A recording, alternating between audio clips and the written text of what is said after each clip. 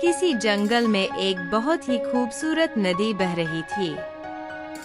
उसका पानी crystal clear था और उसके तट पर बहुत सारे पेड़ पौधे थे। नदी के तट पर एक छोटा सा गांव भी बसा हुआ था। गांव के पास एक घने जंगल था जिसमें अनेक प्रकार के जानवर रहते थे। एक दिन वहां की चींटियों के बीच एक बहुत ही सुंदर और प्यारे सा बंदर रहने आया। उसका नाम था बुद्धिमान बंदर।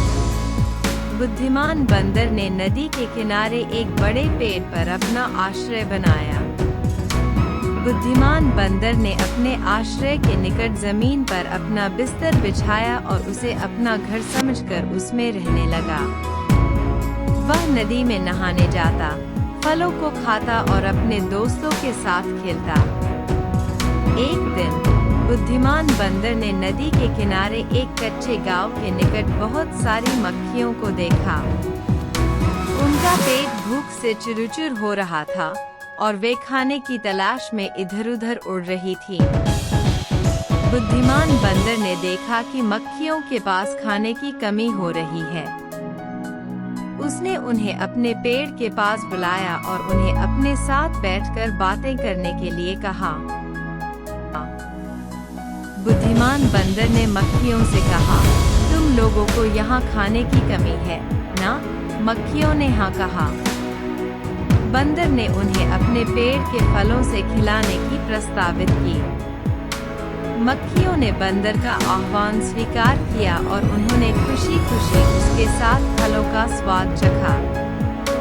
दिन बीतते गए और मक्खियों का खुशी-खुशी बंदर के साथ वक्त बिताने के बाद वह उनके साथ वापस जा रहा था कि अचानक एक भीड़ वाला कुत्ता उनकी दिशा में आया।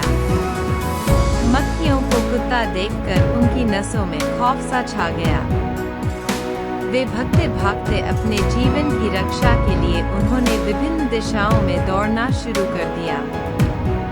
बुद्धिमान बंदर ने यह सब देखा और उन्हें बचाने के लिए उसने उनका साथ देना शुरू किया। वह उनकी मदद के लिए अपनी बुद्धि का उपयोग करते हुए कुत्ते को बहुत ही चालाकी से धोखा दिया। बुद्धिमान बंदर ने एक विचित्र योजना बनाई और कुत्ते को उसके साथ भागते देखा। उसने अपने पास एक बहुत ही तेज गाड़ी की तरह धारण किया और फिर कुत्ते को धोखा दिया। बुद्धिमान बंदर ने एक बड़ा सा पेड़ पर कूदा और उसने कुत्ते के सामने अपने बाजू में छुपा हुआ था। कुत्ता, जो उसे धरने के लिए चालाक बंदर की ओर देख रहा था, उसकी ओर देखकर उसके पीछे भाग गया। बुद्धिमान बंदर ने इस समय का लाभ उठाते हुए मक्खियों को बचाने का योजना बनाया और उन्हें उनके सुरक्षित स्थान तक पहुंचा दिया। जब वह वापस लौटा तो उन्हें देखकर मक्खियों ने उसे बहुत ही आभारी नजरों से देखा। मक्खियों ने उसको धन्यवाद दिया और उन्होंने उसे अपने शिकार से बचाने के लिए धन्यवाद कहा। बुद्धिमान बंदर ने कहा, मेरे दोस्तों, यह तो मेरा कर्तव्य था। हम सभी को एक दूसरे की मदद करने का जवाबदेही महसूस करना चाहिए।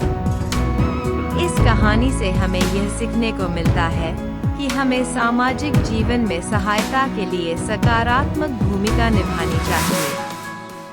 हमें एक दूसरे की मदद करने का सही तरीका सीखना चाहिए और अपने जीवन में उसे अमल में लाना चाहिए। इससे हमारा समाज सहायक और सद्भावनापूर्ण होगा।